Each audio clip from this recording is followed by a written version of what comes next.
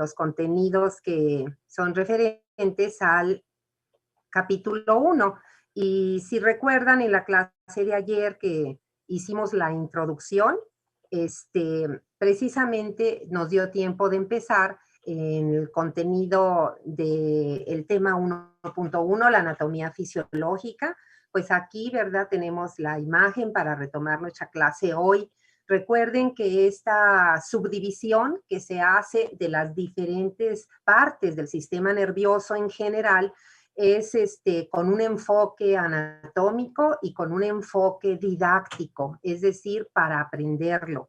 No es porque el sistema nervioso realmente esté dividido.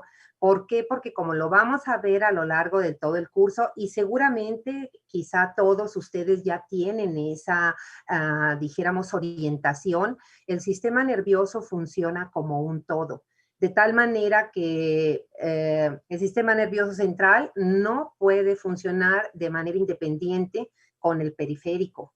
El periférico inclusive tampoco podría funcionar, ¿verdad?, para realizar el control de las funciones que hemos comentado si no se complementa con el central. Y del periférico, recuerden que las dos propuestas son válidas. Podemos tomar dentro del periférico exclusivamente a la inervación somática, representada por los nervios opares craneales y los nervios opares raquídeos, y sacar de ahí al sistema nervioso autónomo, con sus dos tipos de división o de nervios, los simpáticos y los parasimpáticos, o podemos incluir al autónomo dentro del periférico. Las dos propuestas son válidas, ¿verdad? Y aquí el enfoque que vamos a hacer de esta, dijéramos, división funcional del sistema nervioso no es esta. La, dijéramos, organización funcional, fisiológica del sistema nervioso es la que vamos a ver precisamente en los siguientes temas, ¿verdad? En el tema, voy a regresarme al contenido de la unidad, del capítulo 1, y si ustedes se fijan en el tema 1.2, que es el que vamos a analizar a continuación, es el aspecto general de componentes y funciones de una de las tres divisiones del sistema nervioso desde el punto de vista fisiológico. Y esa división es la división sensitiva. En el tema 1.3 vamos a ver la división motora, que es la segunda división desde el punto de vista fisiológico o funcional. Y finalmente en el tema 1.4, la tercera división que se refiere a las funciones de integración. Y eso es hasta donde tenemos que trabajar en esta clase. Así que, sin más, pues vamos a ubicarnos precisamente en ese contenido. Ajá. Nada más quiero checar con ustedes. Con ustedes sí pudimos revisar, perdón, esta diapositiva, ¿verdad? La diapositiva introductoria y la diapositiva de las divisiones del sistema nervioso desde el punto de vista anatómico. Aquí nos quedamos ayer, ¿verdad? Sí, apenas íbamos a ver las divisiones desde el punto de vista anatómico. Muy bien. Pues entonces, ¿verdad? Aquí retomamos la clase, ¿verdad? Cuando en este tema 1 recordamos la anatomía fisiológica, entonces estas divisiones que ustedes conocen ya desde su curso de anatomía son válidas para nosotros. Para nosotros quiere decir para el ámbito fisiológico. Y entonces, anatómicamente distinguimos en el sistema nervioso en general una parte que llamamos el sistema nervioso central, ¿verdad? Que lo representamos con sus iniciales y así lo vamos a seguir usando como SNC con letras mayúsculas. Los órganos que componen al sistema nervioso central los conocemos también ya, ¿verdad? Constituyen lo que es el encéfalo, es decir, todos los órganos que están en la cavidad craneana, y la médula espinal, que obviamente, ¿verdad?, se ubica en el canal o conducto raquídeo, ¿sí? Y entonces, ¿qué órganos son los del encéfalo? Ustedes los recuerdan muy bien, ¿verdad? Especialmente el que ocupa el mayor tamaño, pues es el cerebro. constituido por sus dos hemisferios cerebrales, que de acuerdo a la simetría bilateral de nuestro organismo, hablamos de un hemisferio derecho y de un hemisferio izquierdo. Cada uno de estos hemisferios, a su vez, recordamos, está constituido por 4 lóbulos. Así, de esa manera, ¿verdad? Observamos que el lóbulo que está hacia la parte más anterior de nuestro encéfalo corresponde a los lóbulos frontales, en uno y otro hemisferio. Hacia la parte superior, ¿verdad? Serían los lóbulos parietales. Hacia las partes laterales, los lóbulos temporales, y finalmente hacia la parte posterior, los occipitales. Recordaremos, ¿verdad?, que estos lóbulos se encuentran en algunos de ellos, sobre todo lo que se refiere a los frontales con los parietales, a los frontales y parietales con los temporales, se encuentran divididos por esas depresiones que forman las circunvoluciones de la corteza cerebral que llamamos las cisuras o surcos. De tal manera que recordamos, ¿verdad?, que entre lóbulos frontales y parietales está la denominada cisura ¿qué?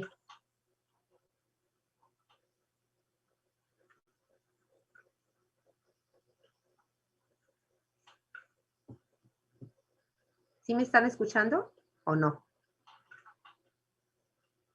Ajá. A2, ajá, exactamente. A ver, tengo la mano de Lisette. Sí, es la cisura central o de Rolando, me parece que se llama. Y eso es correcto, Lisette, muchas gracias, ¿verdad? Sherlyn, ¿tú nos vas a dar otra respuesta?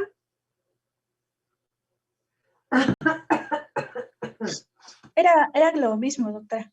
Ok, y recuerden que esa cisura o ese surco precisamente es quien separa los lóbulos frontales de los parietales. Aquí no está señalado, más adelante, ¿verdad? Lo vamos a tener en otra imagen, pero desde aquí nos acordamos. Y recuerden cómo se llama la cisura, porque son de las más importantes, que separa hacia la parte baja de los hemisferios y lateral a los lóbulos frontales y parietales del temporal. ¿Quién nos quiere contestar? Tengo a Valeria. Es la cisura de Silvio.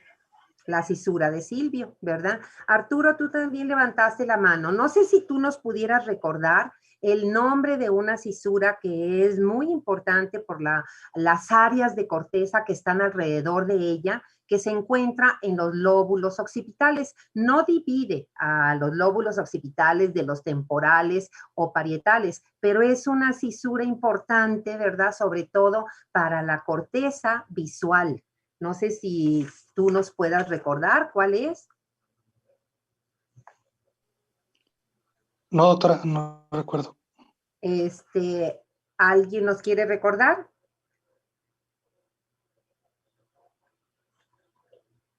Lili. ¿No se refiere a la calcarina? Y eso es correcto, Lili, ¿verdad? Es la cisura calcarina. De todas estas estructuras de nuestros hemisferios cerebrales, por supuesto que las estamos recordando. Uno, ¿verdad? Porque acuérdense que para poder estudiar las funciones, es decir, el aspecto fisiológico, nuestro fundamento es la morfología, ¿verdad? Y entonces, imagínense por qué necesitamos recordar eso. Ahorita que Lili nos comenta, ¿verdad? La cisura calcarina, pues porque alrededor de la cisura calcarina se va a encontrar las áreas específicas de la llamada corteza visual. Y quiere decir que el estímulo visual que ahorita nos permite ver, ¿verdad? Inclusive con claridad, inclusive a color, ¿verdad? Con precisión, es porque la información de la vía visual está llegando hasta las neuronas de esas áreas de la corteza visual, ¿verdad? ¿Por qué estamos pudiendo hablar? ¿Por qué estamos pudiendo movernos, escribir, mantener una postura, sentados, semisentados, etcétera? Pues eso le corresponde a la corteza motora. Y si también esto ya lo vieron, pues va a ser un repaso, y si no, es un aprendizaje. Esa corteza motora, las áreas más importantes están en lóbulos frontales. Y cuando lleguemos a esos temas del capítulo 4, vamos a hablar de las circunvoluciones precentrales o prerolándicas. Y si yo no le doy significado a qué es eso de precentral o prerolándico, pues estoy desfasado y me lo voy a aprender como el perico. Entonces, todo, ¿verdad? Acuérdense, todo conocimiento significativo es porque tiene una comprensión. Y esa comprensión radica en el significado. Si es pre-rolándico, me está diciendo que está por delante de la cisura de Rolando. Y si lo expreso como precentral, pues es la misma cisura. Es su sinónimo, cisura central. ¿Verdad? Si hablamos de la circunvolución temporal superior, importantísima para los mecanismos de aprendizaje y de memoria. Fíjense, circunvolución temporal superior, pues es la que estamos viendo ahorita en la gráfica que queda por debajo de la cisura lateral, la cisura de Silvio. Entonces, todos los datos, los conocimientos que ustedes ya adquirieron de la neuroanatomía, es el tiempo de utilizarlos para avanzar, para entender la función, para poderla comprender, para aplicarla el día de mañana con los pacientes. Y es más, por si fuera poco, en 5º año, ¿verdad? Ustedes van a llevar un curso de neurología. Y yo lo que espero es que a través de esta unidad 2 no vayan a estar en su clase del curso de neurología, que es clínica, con cara de what. Cara de what, es decir, ¿qué es eso? No, ¿verdad? Porque allá ya es la patología. Allá ya es la patología y así como van a hablar de enfermedades neurodegenerativas como Parkinson, Alzheimer, ustedes llegan con el fundamento de las ciencias básicas, desde la embriología, jóvenes. Por supuesto, la anatomía. Por supuesto, ¿verdad? La anatomía microscópica, o sea, la histología. Claro que la bioquímica, pues aquí nos vamos a llenar de neurotransmisores. Y por supuesto, ¿verdad? Un sólido conocimiento de la neurofisiología. Y cuando a mí me hablen, ¿verdad? En el curso de clínica, de por qué los pacientes con hipertensión intracraneal van a desarrollar crisis hipertensivas, yo no voy a hacer cara de what. No voy a hacer. Voy a levantar la mano y le voy a decir al doctor así con mucha decisión, con conocimiento adquirido, porque esa es la reacción de Cushing, doctor o profesor. No, pues el profesor se les va a quedar viendo. Ah, sí, reacción de Cushing, explícala. Y bueno, eso, jóvenes, lo vamos a aprender más adelante, ¿verdad? Y ustedes van a explicar la reacción de Cushing, que es la responsable de las crisis hipertensivas en los pacientes que tienen hipertensión endocranial. Esa es mi aspiración, ese es mi compromiso y esa es mi responsabilidad. Pero, ¿verdad? Acuérdense que estamos en docencia, estamos en una clase, estamos en un curso y entonces hay una parte que a mí me toca y hay otra que le toca a cada uno de ustedes. Así como ustedes no están obligados a hacer lo que a mí me toca hacer, yo tampoco puedo, aunque quisiera, no puedo hacer la parte que a ustedes les toca. Esa es la forma como trabajamos o como debemos hacerlo. Vamos a seguir adelante, ¿verdad? Y ahora vamos a ver, déjenme avanzar el programa. Y entonces nos vamos ya directamente a los otros órganos del encéfalo. ¿A quién tenemos? Bueno, ¿verdad? Aquí en esta figura de inferior del lado izquierdo, tenemos otra vez al encéfalo en una proyección lateral y entonces vemos ahí que debajo del cerebro están los dos órganos encefálicos. Hacia la parte anterior, ahí vean la proyección, ¿verdad? Es el tallo cerebral. ¿Qué estructuras del tallo cerebral? Si las mencionamos de arriba abajo, aquí está la imagen mayor. Claro, está en inglés los nombres. ¡Qué bueno! Acuérdense que no es malinchismo. Es porque podemos aumentar nuestro vocabulario en inglés. Así es como se dice tallo cerebral, ¿verdad? Y se escribe, además. ¿Y quiénes son los componentes del tallo cerebral? Ahí está la figura del lado derecho, ¿verdad? ¿Por qué? Porque por aquí se hizo un corte sagital. Es una vista sagital, como lo demuestra aquí, ¿verdad? Medial. Y entonces tenemos al mesencéfalo. Mesencéfalo. con sus áreas. Ahí tenemos el tectum, ¿verdad? Superior, el tegmentum. Por debajo de él, pues, pons, que es la protuberancia o el puente de Barolio. Y por debajo de él, la última estructura es el bulbo raquídeo o médula, como está ahí, ¿verdad? Dijéramos, en latín, médula oblongata o la médula oblonga.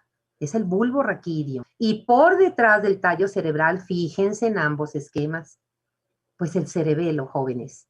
¿Qué es lo que vamos a estudiar nosotros? Todo, es decir, todo lo que alcancemos a estudiar que es contenido en el programa del encéfalo. Ahora, ¿quién más forma parte de nuestro sistema nervioso central? Ustedes lo saben, la médula espinal. Y ahora, ¿cómo está organizada la médula espinal desde el punto de vista anatómico, pero también fisiológico? Pues ahí tenemos el dibujo, ¿verdad? Y son segmentos medulares, de los cuales ya ustedes conocen. Los superiores, es decir, los que continúan al bulbo raquídeo, pues son los segmentos cervicales. ¿Qué función van a tener esos segmentos cervicales? Bueno, es médula, va a ser un nivel de integración, el más bajo, el más sencillo a nivel de sistema nervioso central. Por supuesto que el mayor, pues es corteza cerebral, es encéfalo y corteza, pero en la médula se integran algunas funciones. Y entonces, segmentos cervicales son 8, y al segmento así se le menciona, con la letra C, que es la inicial de la región anatómica de cervical, y un número arábigo 1 al 8. Hay 8 segmentos cervicales. ¿Qué función tiene cada segmento cervical? Además, en su enlace con el sistema nervioso periférico, fíjense en la figura que está a un lado. Recordamos que la médula forma unos salientes que son las raíces. Las raíces anteriores o ventrales llevan los axones de las motoneuronas. Las raíces posteriores o dorsales llevan axones sensitivos. ¿Cuál es el objetivo de las raíces? Fusionarse en el canal raquídeo para que la estructura que de ellos surge y que sale de la médula a través de los agujeros interventrales, pues sean los nervios raquídeos, que forman, ¿verdad?, parte del sistema periférico. Pues ahí está el enlace anatómico, ¿verdad? Por eso no podemos separar el sistema nervioso periférico del central, ni tampoco el central pudiera funcionar si no tenemos al periférico. ¿En dónde está el sistema periférico, además de los nervios raquídeos? Bueno, los segmentos medulares ya los conocen, ¿verdad? Son ¿cuántos nervios en total? ¿Cuántos pares de nervios? Uno derecho y uno izquierdo, ¿no? En la médula, ¿cuántos son en total? 31. 31 pares, ¿verdad, Mesli? Y eso es correcto, 31 pares. Entonces, ya más adelante, pues vamos a conocer qué parte del organismo inerva cada nervio. ¿Eso dónde lo tenemos? Más adelante, jóvenes. Cuando veamos, ¿verdad?, un mapa, un esquema a manera de un mapa con las diferentes áreas que inerva cada nervio raquídeo, que se llama la regla de los dermatomas, que seguramente ustedes la vieron en anatomía. Aquí la vamos a seguir ocupando, ¿sí? Para los pares craneales, ¿qué tenemos que hacer? Desde ya, ¿verdad? Pues tenemos que volver a recordar, ¿verdad? Que son 12 pares y que estos nervios se llaman craneales porque su origen no es en la médula. Si son craneales, quiere decir que su origen está en algún componente del encéfalo. Y entonces, ¿dónde están los núcleos? Recuerden que el sistema nervioso central, núcleo es un grupo de neuronas que tiene una localización y una función. ¿Dónde están los núcleos que forman sus axones? Los pares craneales. Pues no están en médula, ¿verdad? No están. Entonces, ¿en dónde están? ¿En cerebelo, en cerebro o en tallo cerebral? Esas son las opciones. Entonces, ¿en dónde están, jóvenes? ¿Sí vieron la neuroanatomía? A ver, Lisette, te oímos. Están en el tallo cerebral. Exactamente, Lisette, en el tallo cerebral, ¿verdad?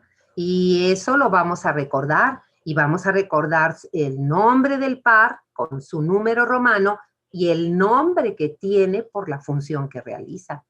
Y vamos a ver cuáles tienen función sensitiva especial, como los nervios ópticos, o los olfatorios, o el auditivo. Cuáles tienen función de sensibilidad somática, como el facial, ¿no? Que nos permite sentir el tacto, la presión, el frío, el calor, el dolor sobre nuestra cara. ¿Sí? ¿Cuáles son exclusivamente motores? Pues los que permiten mover los globos oculares. ¿Sí? Y así sucesivamente. Entonces tenemos que recordar eso. Y luego nos regresamos, jóvenes, para el autónomo. Bueno, si ustedes recuerdan, y tenemos una clase sobre de eso. No una clase, perdón, un capítulo, es el último capítulo, el 8. Sistema nervioso autónomo, jóvenes, se forma por la participación de dos neuronas. Y una de ellas se llama preganglionar y otra de ellas se llama postganglionar. ¿En dónde se encuentra la preganglionar? ¿Alguien nos quiere recordar? ¿Dónde está la neurona preganglionar de los nervios autónomos? ¿En dónde se localiza? Pues eso depende de la división de que se trate. Si se acuerdan, la división de simpática, los nervios simpáticos, la neurona preganglionar está en los segmentos dorsales tóraco-lumbares. Ahí está. Y para la división parasimpática, esta división se llama cráneo-sacra. Ah, entonces sí hay participación, ¿verdad? Hay participación en una división cráneo-sacra. Entonces ahí van a participar algunos núcleos de pares craneales y segmentos de médula sacra.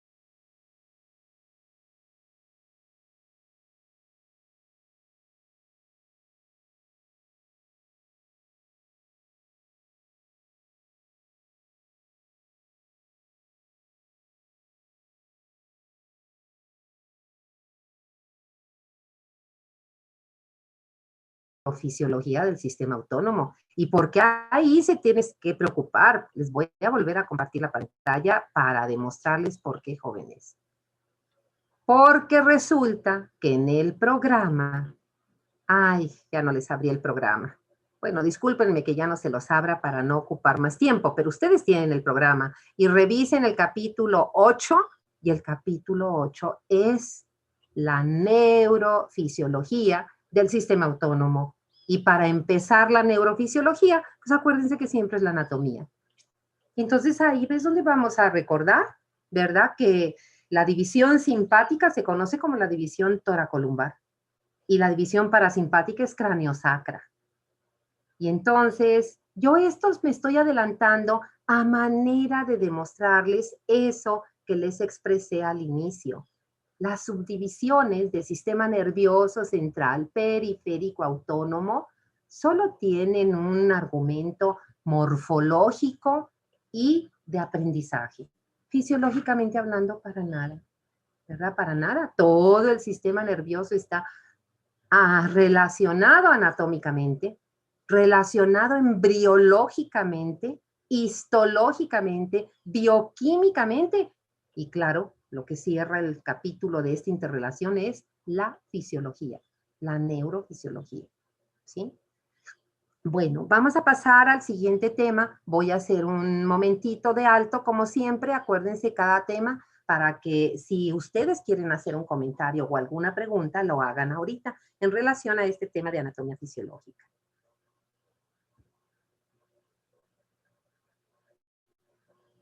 Si no hay preguntas, avanzamos y podemos regresarnos. ¿Cuál es el siguiente tema? Obviamente que el siguiente tema es la división sensitiva. Ahora sí, jóvenes. 1.2, 1.3 y 1.4, que son los temas que vamos a ver ahorita, corresponden a la organización funcional o fisiológica del sistema nervioso, ¿verdad? La organización fisiológica. Entonces, ¿cómo se organiza fisiológicamente? Así. Primero, una división sensitiva. Segundo, una división motora. Y tercero, una división de funciones de integración. Vamos a ver esta primera, la sensitiva.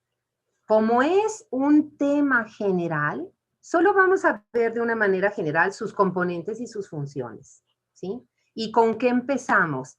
Vean el esquema, jóvenes. Este esquema lo tienen en el capítulo 46 de su PDF de Guyton. Es la figura 2, ¿sí? Y de ahí, obviamente, yo les elaboré estos recuadros. Pero bien pudiera no haberlos hecho, pues está en el esquema. ¿Por qué? Porque dice que la división sensitiva, ¿de qué se va a encargar, jóvenes? O sea, ¿cuál es la función que tiene la división sensitiva? En general, en general. Y entonces decimos, la división sensitiva tiene como función recibir los estímulos sensitivos. No está ahí, si la quieren ver ahí escrita, no está, ¿verdad? Pero es recibir los estímulos sensitivos. Entre paréntesis, eso sí está. Somáticos y de sentidos especiales. Y de sentidos especiales. Enseguida, ¿verdad? ¿Qué otra función tiene? Ya los va a recibir. Enseguida, esos estímulos los va a transducir. Y ya sabemos qué significa transducir. Que no me acuerdo. Perfecto. Ponte ahí un aviso de que tienes que revisar. Unidad 1, capítulo 1, tema 1.23. Componentes de sistemas de control homeostático. Ahí hablamos de transducción. Y vimos que era una de las funciones que realizan los receptores sensitivos. Y dijimos que consistía en que la energía que forma al estímulo de cualquier tipo, química, mecánica, física, térmica, dolorosa, etcétera, la energía de cualquier tipo, el receptor sensitivo, que es quien recibe el estímulo como tal, no nada más lo va a recibir, lo cuantifica, lo mide y lo transduce. Y al transducirlo significa que no importa qué tipo, qué modalidad de energía, el receptor la cambia a eléctrica. Y al hacerlo es cuando desarrolla el potencial de acción, que como se origina en el receptor, pues se llama potencial de receptor.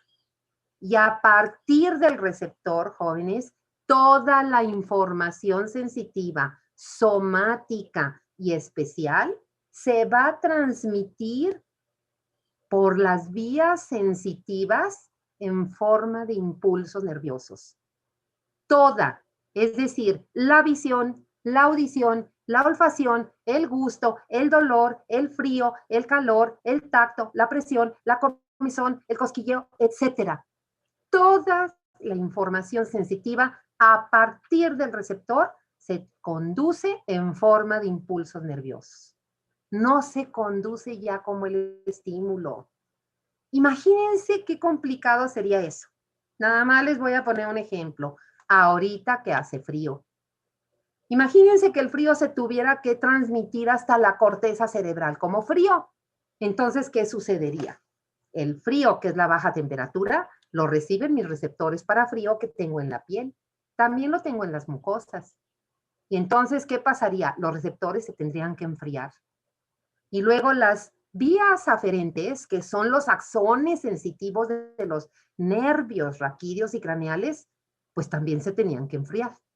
Y luego en la médula, los fascículos sensitivos, que van a llevar en manera ascendente la información hasta encéfalo, se tenían que enfriar, y para sentir el frío, la corteza cerebral se me tendría que enfriar. ¿Así? Y si hace calor, entonces se te tiene que calentar. Y con el dolor, ¿qué pasaría? Los receptores se retorcerían y los nervios también, y el cerebro se me retuerce. Es decir, no, jóvenes. A partir del receptor, de los receptores, perdón, toda la información sensitiva, sea somática o sea especial, se va a transmitir en forma de impulsos nerviosos que sí les llamamos sensitivos o aferentes. No sé si eso queda claro. Ese es un principio de la neurofisiología y específicamente ahorita de la división sensitiva. Fíjense entonces, ¿verdad? Esta división sensitiva, vuelvo a repetir, ¿cuál es su función? Recibir los estímulos sensoriales. ¿De qué tipo de sensibilidad? Somática. Somática como cuál, ahí está puesta y la acabamos de mencionar, todos esos estímulos y otros. Aquí entraría, ahí puse el frío, pues el calor, ¿verdad? Ahí puse el prurito, también las sensaciones sexuales, también el cosquilleo, ¿verdad? Y ¿qué más me faltó? La propiocepción. La propiocepción es una sensación de tipo mecánica muy importante. Opera a un nivel inconsciente, porque el frío, el dolor, el tacto, la presión, la comezón, sí lo percibimos. La propiocepción no. Es una sensación somática que funciona a un nivel inconsciente, pero que es fundamental, porque es el estímulo sensorial somático que le informa a mi corteza todo el tiempo, esté dormido, esté despierto. Le informa a mi corteza en qué posición estoy. Estoy de cabeza, estoy acostado, estoy sentado, estoy de pie. Tengo mis piernas flexionadas, extendidas, ¿cómo estoy? Y eso mi encéfalo, especialmente mi corteza, lo necesita saber para la ejecución del movimiento voluntario. Fíjense qué complicado y qué interesante es esto. Y entonces, ¿qué otro tipo de sensibilidad recibe esta división? La especial, que desde primaria conocimos como los llamados órganos de los sentidos. Bueno, no, ya no les llamamos así, eso fue para primaria, ¿verdad? Kinder, sí mucho, primaria. Aquí ya son sentidos especiales, es la sensibilidad especial.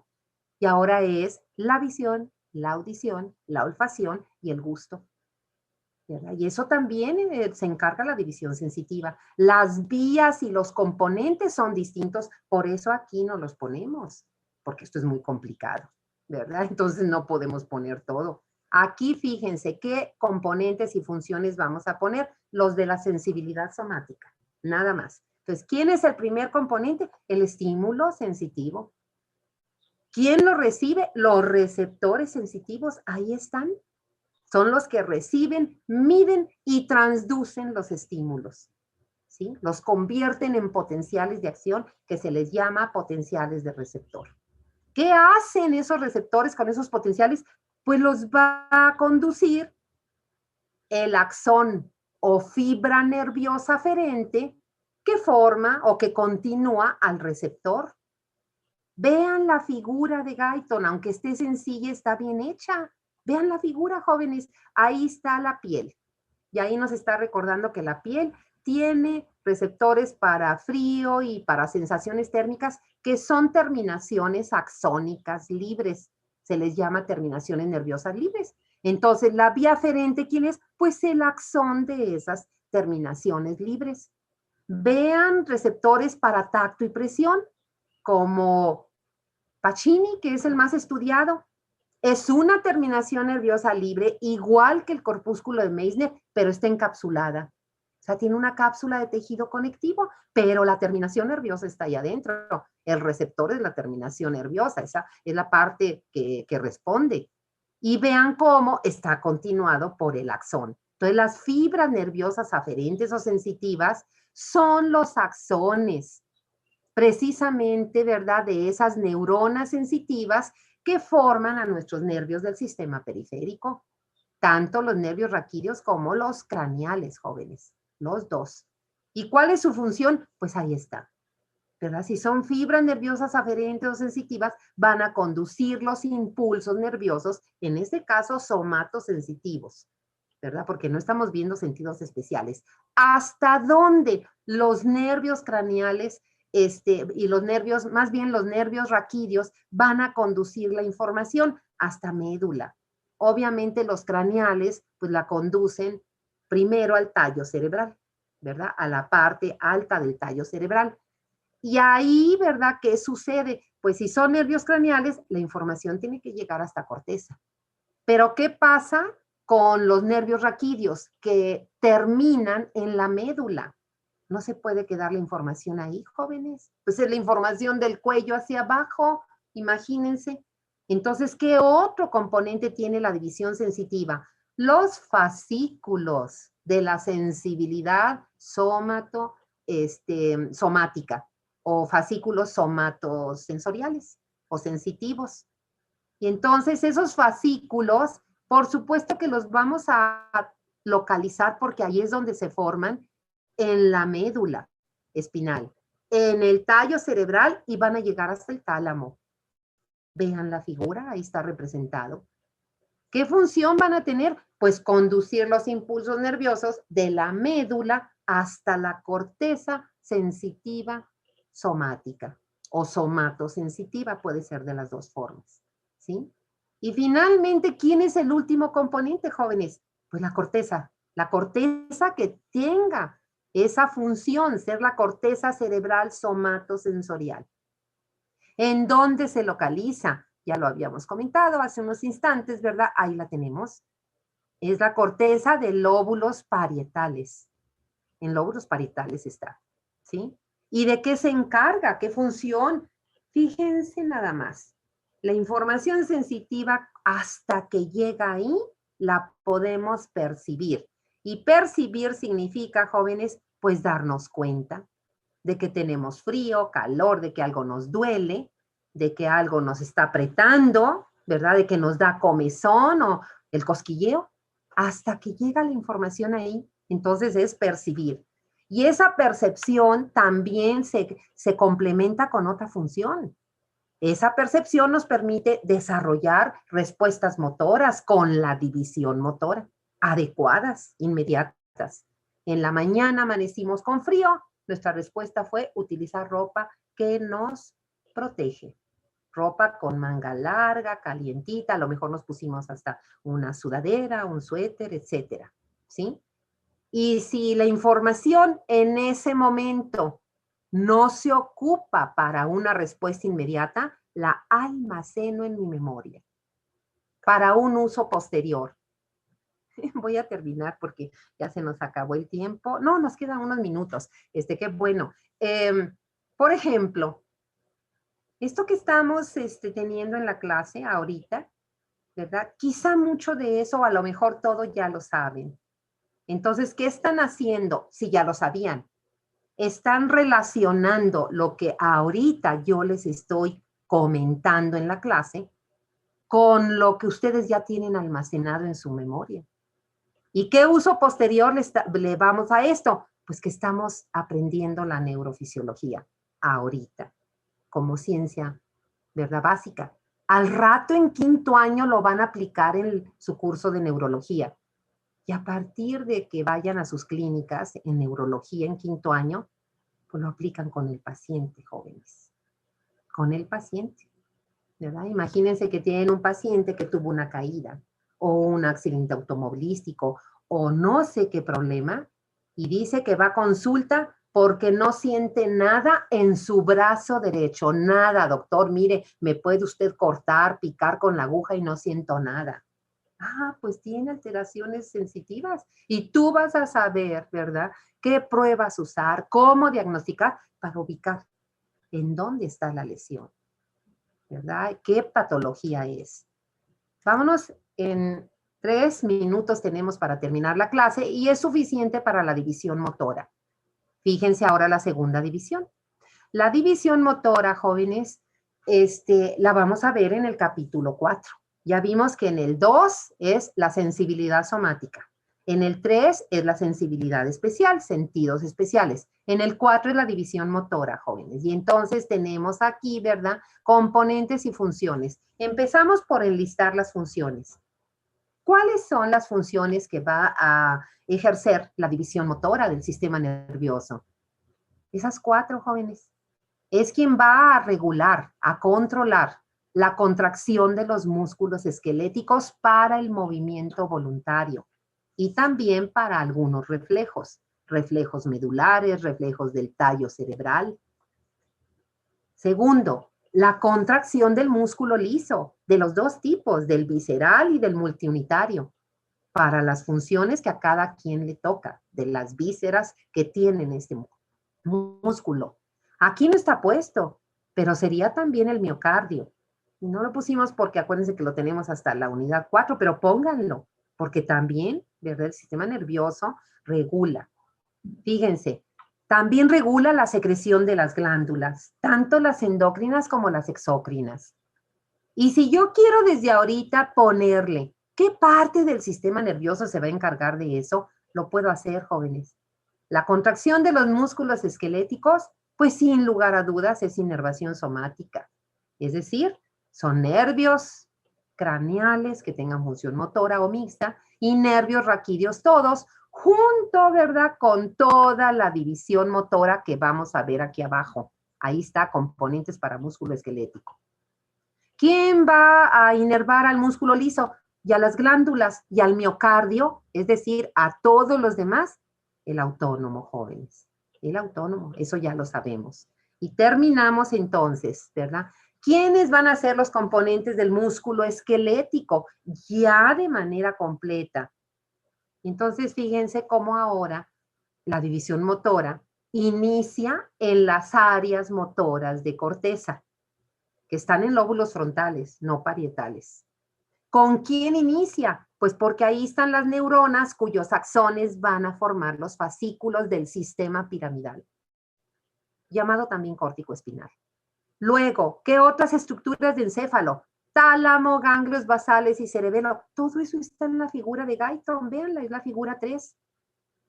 ¿Qué participación van a tener ellos? Ni más ni menos que hacer que la planeación, la coordinación de nuestros movimientos, su intencionalidad, el equilibrio, es decir, todo lo que supone un movimiento correcto necesita de esas estructuras.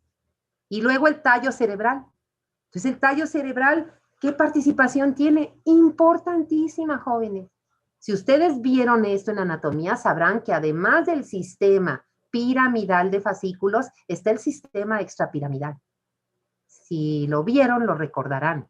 Aquí están fascículos que se llaman rubroespinales, tectoespinales, retículoespinales y vestíbuloespinales. ¿Dónde están sus neuronas? No en corteza, jóvenes. El prefijo rubro dice que están en el núcleo rojo. Eso está en el mesencéfalo.